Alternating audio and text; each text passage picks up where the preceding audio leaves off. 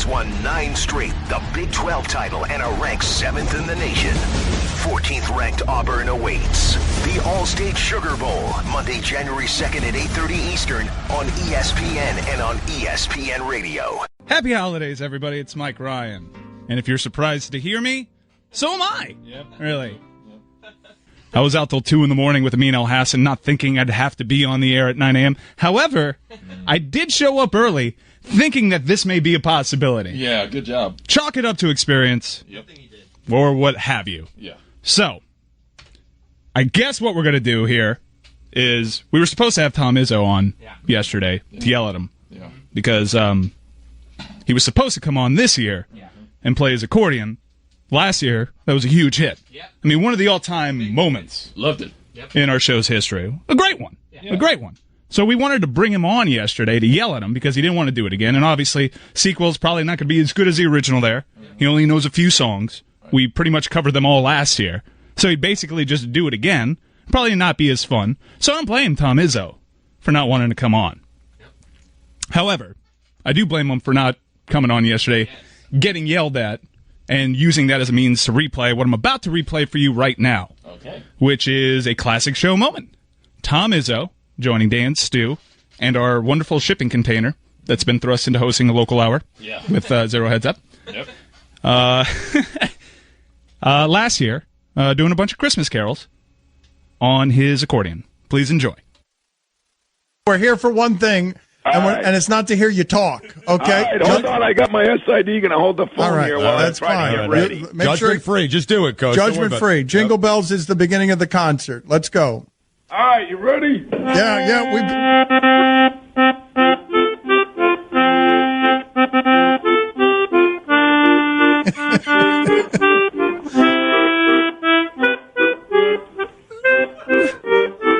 Wait a second now. I got to start over. I'm in the wrong key. Judgment free. That's all right. Judgment free, Coach. Judgment free. I ain't singing. You're the one singing. You want us to sing? Horse open sleigh, over the fields we go, laughing all the way.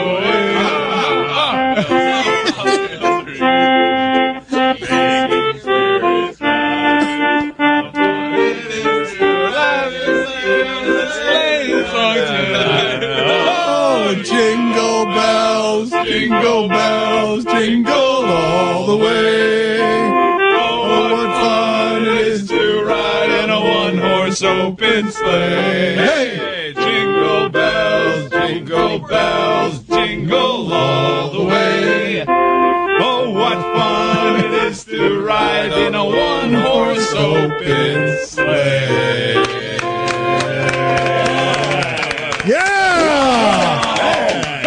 I couldn't hear. Did you guys sing? Excellent. Yes, we were singing along, and we want more. We want more. Let's go. To listen and hear you sing, man. Silent I can't Night. wait for that. Quit filibustering. Let's go. Give me some Silent Night. I'll go up on a rooftop. No. Christmas carols. Not up on the rooftop. Not running that scam that you Mariucci ran. Silent Night, please. Give us some Silent Night. Wait, now, do I have... Oh, yeah, I got Silent Night here. I'll try. I'm not as good at that, so hold on. All right. It's okay. It's okay that you're not good at them. That's okay. Free, it's holidays. Yep.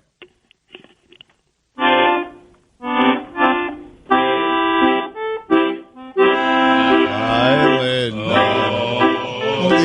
night. All is calm. All is bright. Round virgin mother and child. Holy infant, so tender and mild. Sleep in heavenly peace. Sleep in heavenly peace. Yeah! Legendary coach Tom Izzo of Michigan State. Are you getting confidence? We're all with you here. Joy to the world. Joy to the world. What do you got, Coach? You got some joy to the world in you. You're brutal, man. I'm going to get you. Let's go. Let's go. Coach, go. And you're crushing it. Killing it, You're man. crushing it, Coach. Let's go. She's going to be calling me, tell me how bad I am. No, you're great at it. Let's go. Joy to the Hold world. on. All right.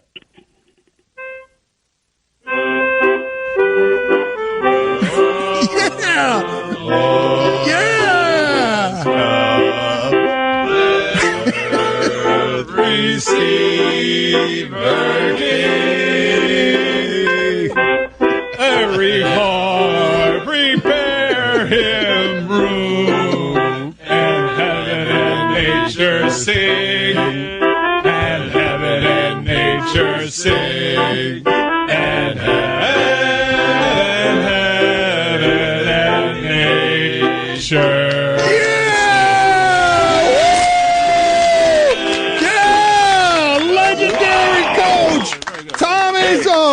Roll now, baby. Let's go. Let's keep it going. Deck the halls. Deck the halls. Let's go, Coach. What do you got? I already give you Deck the Halls.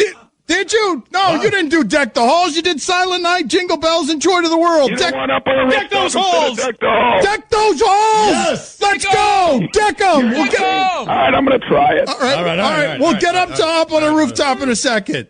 Halls with boughs of holly, la la la la la la la la. 'Tis the season to be jolly, la la la la la la la la la.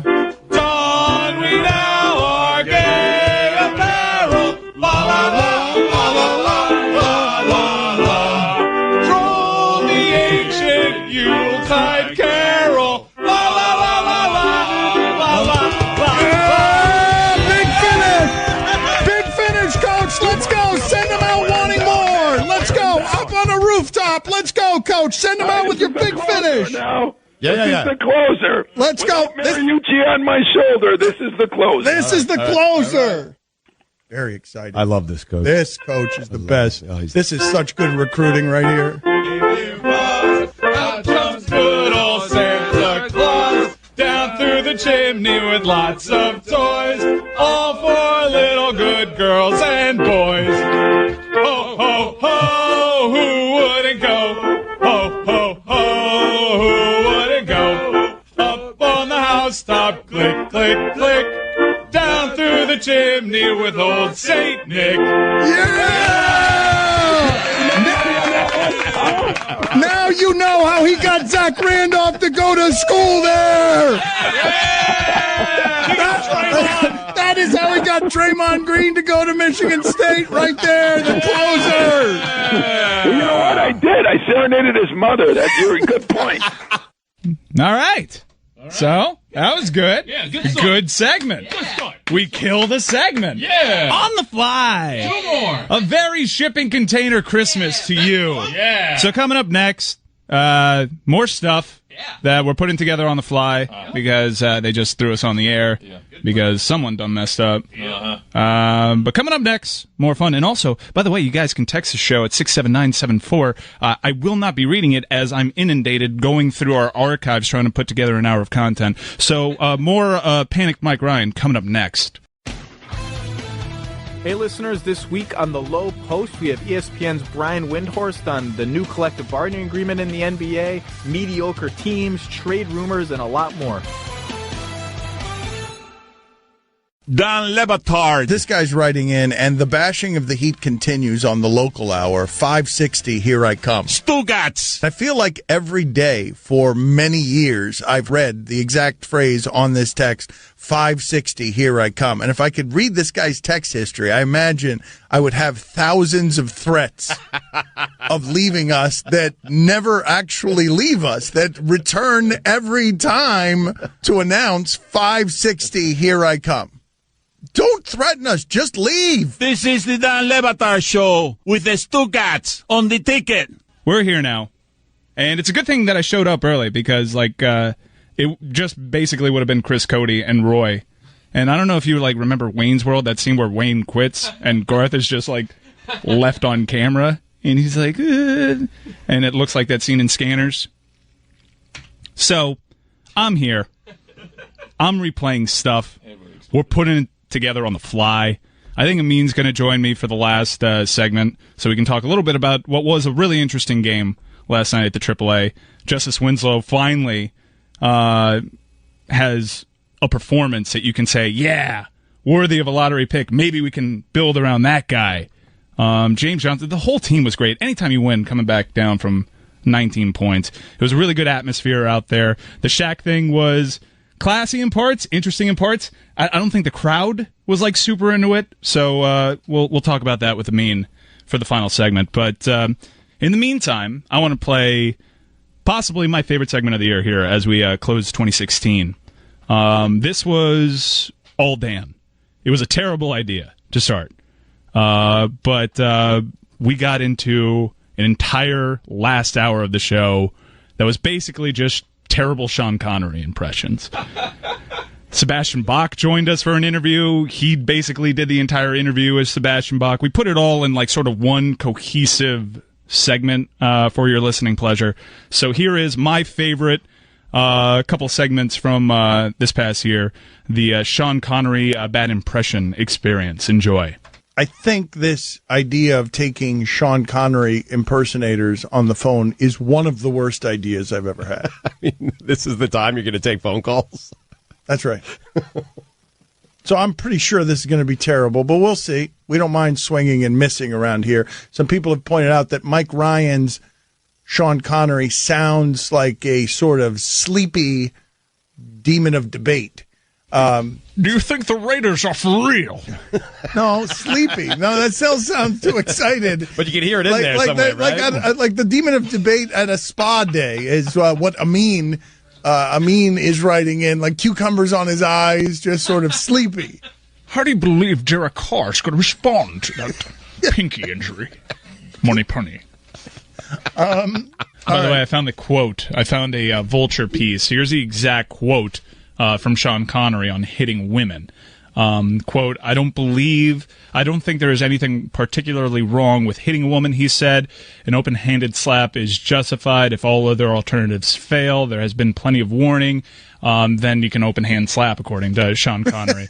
If a woman is a B or hysterical or bloody-minded continually, then I'd do it. That's Sean Connery, not me. I think he also said that if you've given her the last word and she continues arguing, have we found out if that, because he kept doubling down on that. Well, no, he absolutely did an interview with Barbara Walters where he refused to walk any of it back.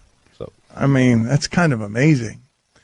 All right, let's try this. Proceed with your terrible idea. It seems like a terrible idea. Wow. Well, we've got 4 minutes before. You realize how this whole thing was set up, right? No, yeah, it's terrible judgment by me.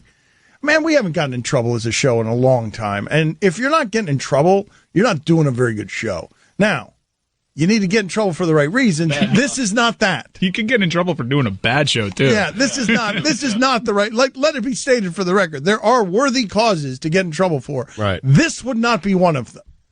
But you would agree we're having a good show today, right? It's a strange time to, it seems like a desperation move when we're having a bad show to go to a segment like this. It seems like a strange time to do this while we're having a good show. I mean, okay, fair enough. Zach, you're on ESPN Radio. Dan, I think it's the best idea you've ever had. I don't know. That's just my opinion, Dan. It's not terrible. Not terrible. Not terrible. Blaine Gabbert. Terrible. No, Blaine Gabbert. That is the Blaine. If that's the Blaine Gabbert of Sean Connery impersonations, that's a terrible impersonation. Brad, you're on ESPN Radio. Oh, yes, Dan, that's exactly what I said. Why would I double down? Oh, you sound constipated. Terrible. But I can do this. I'll keep it score. Yeah, well. It's 1-1. 786. One not terrible. 786. Yeah, those are the two choices.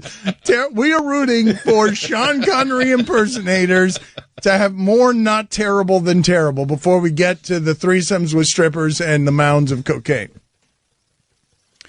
George, you're on. Not us, Sebastian Bach. Not us. We're not going to be doing that during the break. Clarification, yeah. George, you're on ESPN Radio. Boy, Sean Connery, I'm a member of Dan's army. But, Dan, what have you been eating? Terrible. Right on the line. Yep, 2-1 terrible. Yeah, terrible. All right. Jeff, you're on ESPN Radio. Go ahead, Jeff. Oh, here we go. Careful, good speed. There's things in here that don't react too well to bullets. Not terrible. Welcome to the Rock. Not terrible. I think I need terrible. to add an awesome. 7. Really? It was a line from the Rock. He said good speed. Yes. Yeah, it was Yes. good. Yeah. Well, that was the key. Awesome. That was key to the impersonation. All right. Just like Mike Ryan's Dirty Demon of Debate threw in a money penny in there a second ago, and that's the only way I recognized that it was Sean Connery and not the Dirty Demon of Debate. For those keeping score at home, terrible 2, not terrible 1, awesome 1. All right. 786-456-4837 is the telephone number. I don't know which ones I like better, though. I think I like the bad ones more than I like the good ones. Kevin, you're on ESPN Radio. Go ahead, Kevin. Welcome to the Batard Show. Oh, Fat my faces only. God. Oh, man. Awful. 3 terrible. Woo! Well, that counts as 2 terrible. All right. That one was so bad. How would you dial a telephone number with that as your arsenal? You asked him to. Oh, my God, though. He might as well have just started like, howdy, Dan. I'm Sean Connery. Your judgment is awful, sir. You called the line and you're like, this will get him. And I mean, howdy do. This is Sean Connery. You sounded more like Paul Feinbaum than you did like Sean Connery. But I think I like the worst ones. Frank, you're on ESPN Radio. Go ahead, Frank. Hello, Dad. It's okay sometimes. I love that. I look forward to the bad ones. I love them, but I love that it's like pornography. You know, the Supreme Court definition of, when you see it, like, bang. You know in a syllable whether it's a bad Connery or it's a good Connery. Keep going. Great idea by you. More. Kurt, you're on ESPN Radio. I am the last one. No. Boo! Moo! Hiss! Moo! Buddhist man. Buddhist, what? Eric, you're on ESPN Radio. I was telling my wife Awful. Shane, you're on ESPN Radio. I found the cure for cancer. No! Michael, you're on ESPN Radio. Do you think steroid-tainted players like Clemens and Bonds deserve to be in the Hall of Fame? I'll hang up. Michael, you're on ESPN Radio. Go ahead, Michael. Jan, let me tell you something. There are women who take it to the wire. That's what they're not terrible. Not terrible. No. Sebastian Bach with us on ESPN Radio. Why did you write the book, Sebastian? Thank you, sir, for joining us, by the way. Thank you. Because it's fabulous to write a book that is impactful. Not terrible. I think it was kind of terrible. I think it was kind of terrible. I mean, not terrible that he came up with the idea. A great idea, poor execution, but still. Well, I'm kind of asleep. Well, not because I'm kind of asleep in Studio City. Right. He's a method actor. Hold on a second. Stay right there for a second, Sebastian. Hold on just a second. Nick, you're on ESPN Radio. Go ahead, Nick. I like women. I don't understand them, but I like them. All right. Yeah, not terrible. That's terrible. Hold on a second, though. Hold on. I do want to get into this. 18 and Life on Skid Row is the name of the book. And here's the thing, though. Wow. LA Weekly Review says it's got all that stuff that you want in it, the debauchery, but also it called it really soulful. Like, what really were you trying to achieve with the book, Sebastian? If you had to ask me what my favorite movie is.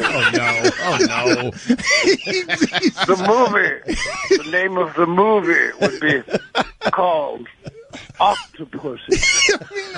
You're just awful, man. Your Connery is terrible. You're trying. We're down with. We love that you're trying, but stop it. Just let me talk to Sebastian. I'm sorry that I couldn't. All right. All right. You got me into it now. Gosh. All right. Okay. All right. No, hold on a second. Hold on, Sebastian. Hold on, Sebastian. Hold on a second. Ted, you're on ESPN Radio. Go ahead, Ted. Shut up. Stay low. Oh. Zach, you're on ESPN Radio. Go ahead, Zach. John, I've got to ask you about the penis mighty. Well, it's really mighty, my penis, man. That was awesome. It was okay. 18 and Life on Skid Row is the book. It's available now. Sebastian Bach with us on ESPN Radio. Oh, it's ridiculous. No, stop doing this. 007. 007. He will not give up. I want to talk about your book, man. Come on.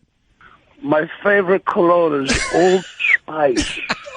Hold on a second, Sebastian. Stay there for a second. Just a Brian, second. you're on ESPN Radio. Go ahead, Brian.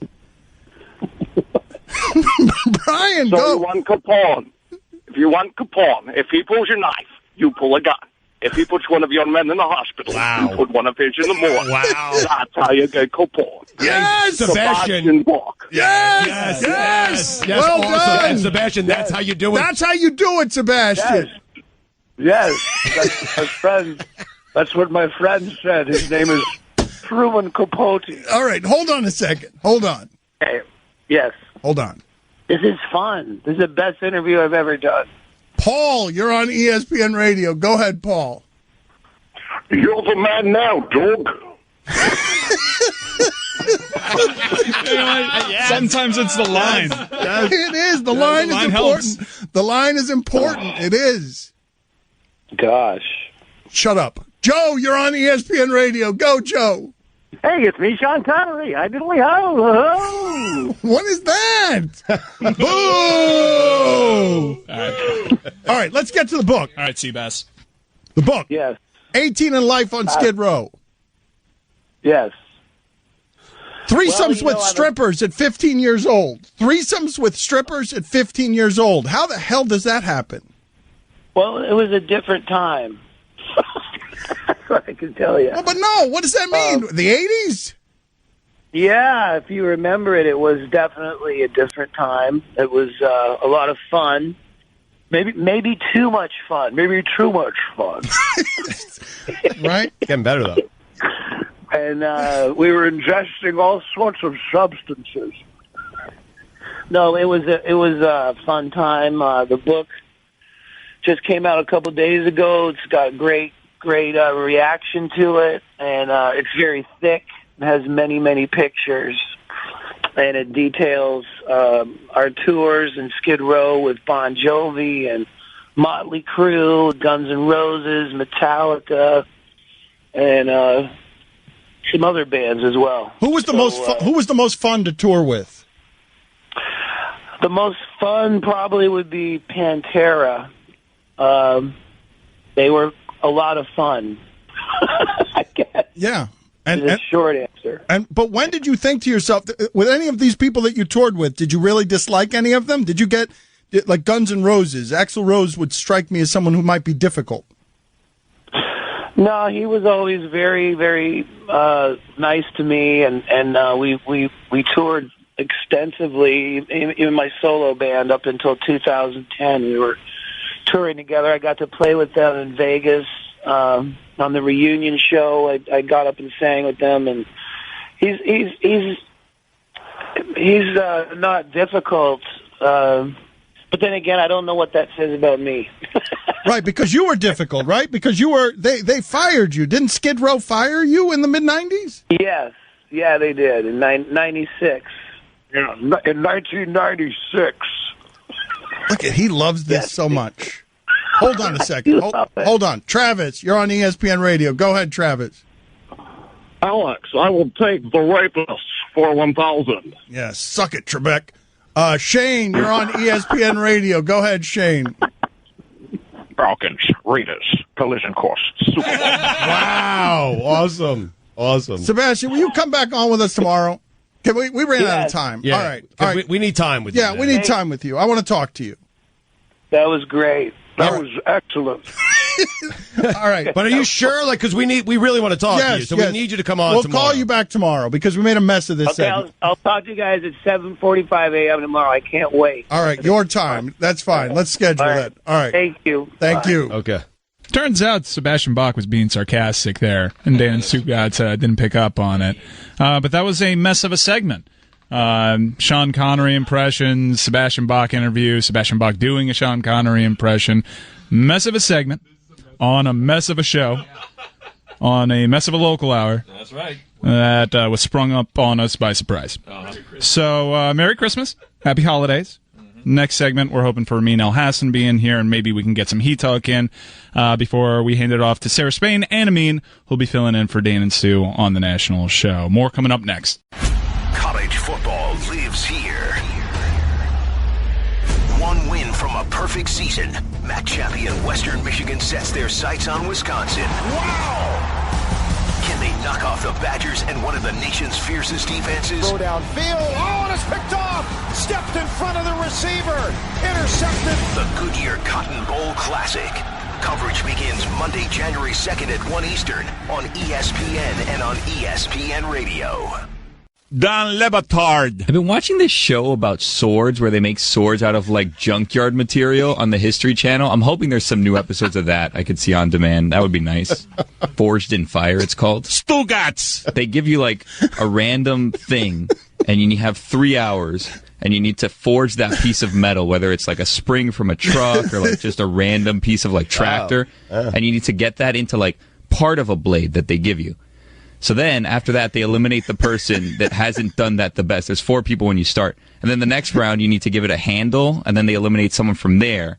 And then, after 5 days, you have 3 tests, and they come back, and it's more like strength tests and stuff. And then they choose the Forged in Fire champion. $10,000. Whoa. This is the Dan Batard Show with the Stugotz on the ticket. Amin will be here momentarily, actually, here to help me close out this local hour and discuss what was a pretty cool night last night at the AAA. I mean, anytime you honor one of the game's greats, which Shaq undeniably is, and you get to remember that, hey, he was in your uniform, that's pretty cool. I was at the game. Roy, I know you were at the game too last night, and I don't know if you kind of caught the same vibe that I did. It was just all a little odd, and it's kind of crazy to say this, but a championship team is sort of a forgotten era in Heat history, because there are like 3 main eras in Miami Heat basketball. You have the Riley Zoe Hardaway Knicks rivalry, really good team but not good enough, can't get past Jordan, can't get past the Knicks. Then you have the Shaq team, you won a championship there, and then you had the height of all heights with LeBron James and the Big 3. So it's sort of like a forgotten era. I think people even, maybe if you're a Heat fan, an older Heat fan, or my age, you might even remember like the expansion Ronnie Cycli teams. Oh, yeah. More vividly. Yeah. I know Amin's laughing at this, but there's something to it. Like, take my word for it here, dude. Like, I'm a Heat fan, and last night it just kind of seemed forced, odd, and I think it probably validated some of those out there that were saying maybe we shouldn't retire Shaq's jersey, and you've made plenty of arguments. You've convinced me that they should. You've told me that it's a no-doubter that Shaq's jersey should be up there. But did you catch the same vibe that I did? I mean, when he mentioned like UD, Alonzo, and Dwayne, and even Pat, those were the loudest cheers of his entire ceremony. Right. First of all, I want to point out, I'm laughing because Dan always talks about when Stu's hosting by himself, what kind of show it would be, and it's all hot takes and stuff. And so when I walk in and I just hear you talk about Ronnie Cycli and Keith Askins and Ron Rothstein, I'm like, that's the show that if you hosted the show full time, it would be just. The only difference is like Stugotz actually has time to prepare for those shows. We were out at Blackbird Ordinary till about 2:00 in the morning. I don't know what you're talking about. I was curled up with a good book after the game last night. No, here's the thing. I think we're both right. I was right that Shaq deserves to have his jersey retired, and you guys were right, and I didn't get it until last night, that this city wasn't ready to celebrate him. Because it didn't seem forced, Mike, but it was, I I don't want, this is a bad word to use, but hollow. It just seemed like there wasn't an energy in there. It was kind of, it just seemed very kind of, oh yeah, and by the way, Shaq's jersey's getting retired tonight. Yeah, it did feel hollow. I think that's a perfect way to describe it. Usually when these things happen, it's such an emotional scene and the video montage, and you'll have dozens of people that the guy played with. The joke I made last night to the guy sitting next to me, I said, well, Antoine Walker's schedule is really busy. It's so packed he couldn't make it. Like, Antoine Walker, you couldn't make it for this? Like, sorry. Like, Gary Payton played with him in L.A., too. Yeah, like, made a big shot in that series. Like, those are emotional connections that help you get to a place where it's not hollow. Jason Williams. Yeah. It's not just, he gave those guys a ring. All those guys. Think about all those guys. James Posey. I guess he won one with the Celtics later, but it's just, it would have been nice to see those guys, even if you don't have to talk, but just be there. I know Tim Hardaway's coaching, but like, for instance, the last jersey retirement I went to before this one was Steve Nash. And, first of all, it was, a who's who in terms of people there. Every jersey that had ever been retired by the Suns who was still alive was there. Charles Barkley was there. Dick Van Arsdale was there. Guys that never played with Nash. But the idea is this guy's one of the greatest players in our franchise history, and we're here to honor him, right? And then all types of people, and then guys who couldn't make it. I think Sean Marion had and Amari both had video kind of, hey, big fella, hey, Steve, thanks a lot. For all. Yeah, like Wade would be the guy to do the video package, but that's a little too soon. I'm just saying. That was the other funny part, where when Shaq says in his speech, he's talking about all the guys he played with, and says, when I came here, I saw, a young team. I saw a great talent in D Wade. I wish he was here. And he meant here for this. But the crowd reacted. It reacted in a too soon sort of way. And Shaq, ever the showman, let it sit there for a little bit once he realized what was happening. He threw a little shade at Stan Van Gundy, too, by saying when Pat took over, I knew we were going to win. He didn't thank Stan at all. No, he didn't mention Stan. And Stan would have gotten them to an NBA Finals if Dwayne Wade's ribs were healthy. Right. They went to the conference finals the year before. They won, 60 games? They went 7 games, and Dwayne Wade was really hurt. He played really hurt. That game was actually a pretty great game. I think Eddie Jones hit like a full court shot, but it's a forgotten era in Heat history. That's my whole point. It pales in comparison because you had the ultimate pain with the Heat-Knicks rivalry and that team being so good but not good enough that it stays with you. And even that Heat team in the middle, before the Big Three era, when they won the title, it was kind of a surprise. It's crazy to say that, because it had Shaquille O'Neal. And it happened so quickly. It went from, well, guys, this is a nice long rebuild, but guess what? Caron Butler looks like he's going to be a pretty good player. And this Dwayne Wade kid is going to be a star. And, hey, guess what? My favorite player, Pat Riley's saying, Lamar Odom, we finally got him here. Brian Grant is like the wily vet and all. That was what they were gearing up for. And then overnight it was championship or bust. Yeah, it was even overnight in that season, because if you can remember, that team really struggled to start. I think they were about 10 games under the Lamar Odom, Brian Grant, Caron Butler, Dwayne Wade team. And then they went on a run. Then they won their first round series against it was New Orleans at the time. Or the Hornets, Yeah. And then they played a really solid Pacer team. They were really competitive in that series, and you're like, yeah, this team could be close. It would have been curious to see how that team, if they kept that core, would have worked out. I don't think it would have been championship good. No. So in history will tell you it was a good trade then, getting the big guy. But yeah, the whole night last night seemed hollow. And the most exciting thing to come from last night wasn't actually the jersey retirement. The thing that filled you up with most hope and got you happiest was seeing Justice Winslow out there. Oh, I thought you were going to say James Johnson. James Johnson. Look, man, you probably don't think you're of the opinion that James Johnson is no good, right? Many smart basketball people have been telling me that James Johnson is not a good player because teams get better when they get rid of him or stop playing him after they give him heavy minutes. Okay. But I see his skill set. I didn't know he could play like that. I kind of wish he was here during the LeBron years because he would have been a nice compliment because he's a big man who has handles. It would have been interesting to see what he would have done on a great team with clear leadership like that. Particularly because he's very similarly sized to LeBron. He's incredibly strong. I don't know how many of you guys know this. He's got like 17 million black belts and stuff like that. Yeah, I think he has a 7-0 MMA record. Yeah, he can run in a straight line, do a front flip, and then hit the ground running again. Physically gifted and skilled. He can roundhouse kick a can of Coke off of the top of your head. Now, these are not like Chuck Norris type of thing. No, you're building the mythology around a guy who I've been told is kind of like not a punchline, but not taken seriously. And I mean, there are respected writers out there that have him in contention for like 6th man of the year. He's been very good this season. What am I seeing though? What you're seeing basically what we saw in the draft. Part of it is like, whoa, this guy's got talent. The other part is he's just crazy, man. But articulate like that, crazy how? Like, because I haven't seen it yet. I haven't been angry like, oh, James Johnson, no. That hasn't happened to me yet. I haven't had the Dion Waiters, that's why moment. We don't have enough time for me to get into like the James Johnson, the flip side of that coin. All right, well then give me 20 seconds on why Justice Winslow is no longer a bust in some people's eyes and how this is the was future. He a bust in someone's eyes? He's a bust if you say this is somebody that you can build around. You have 5 seconds now. Well, it's not someone you build around, but he's a nice complimentary piece. All right, that was fun. Homeland. All right. Oklahoma has won 9 straight, the Big 12 title, and are ranked 7th in the nation. 14th ranked Auburn awaits. The All-State Sugar Bowl, Monday, January 2nd at 8:30 Eastern on ESPN and on ESPN Radio.